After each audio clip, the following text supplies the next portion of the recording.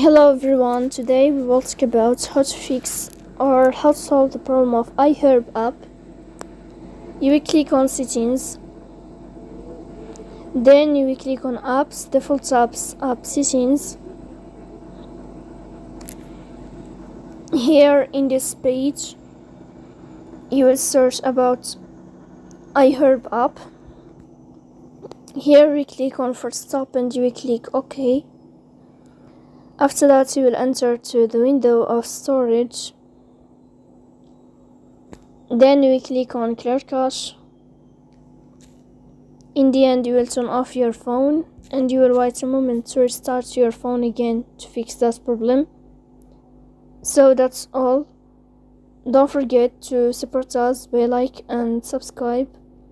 See you next time in another video, and thank you for your watching and your attention.